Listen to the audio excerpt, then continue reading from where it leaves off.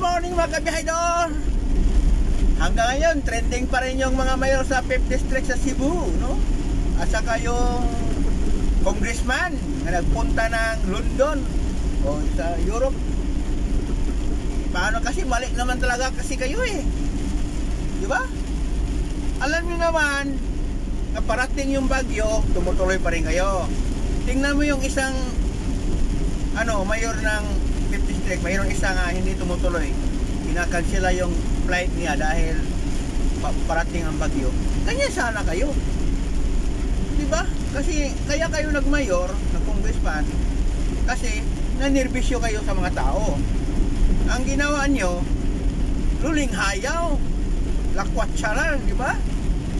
Unahin nyo ang kapakanan ng mga tao kasi ang pangako nyo, magserbisyo kayo sa mga tao. Pero anong ginagawa ninyo? Wala sila kayo. Nakakahiya. So ngayon, mayroon na nag-file ng kaso sa inyo. Nakiko. Yung hirap sa inyo. Yung mga botante sa inyo, nagtitiwala sa inyo, binoto kayo, ginawa kayong mayor dyan sa inyo. Dahil nagtitiwala sila sa inyo. Ang panahon ng sakuna, alam nyo naman, may bagyo parating, umalis pa talaga kayo. Nako. Kung ang pira nga ginamit nyo pag-alis papuntang Europe o London ba yun? Kung ginamit nyo palang tulong sa mga tao, maraming matutuwa sa inyo. Diba? Paano kasi inuunan nyo kasi yung ano nyo eh. Tingnan mo ngayon, si Jojo Lastimoso sa DWS man siguro yun, binanatan kayo sa Brigada FM, binanata kayo ni Anthony Joren, pati sa DWHP binanata kayo ni Robel Banyok, diba? Halos lahat na registration binabanatan kayo dahil sa mali inyong ginagawa.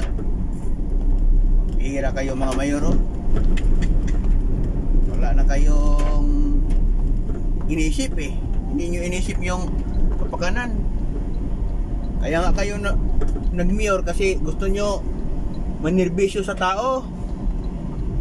Pero ang ginawa ninyo, ginawa lang nyo siguro, iwan ko, mahirap magsalita.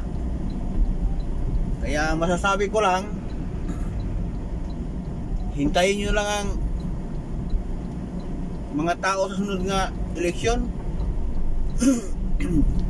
Siguro maningil ang mga yan, di ba? Maliban lang kung matakpan ng mga pera.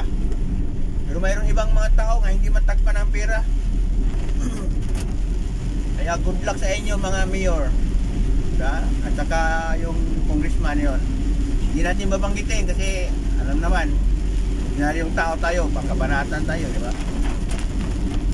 So, ang banatan nyo yung talagang nandoon to, binabanatan ng mga anchorman sa radyo. Talaga pinangalanan talaga. Talagang maling mali talaga kayo. Iwan ko sa inyo.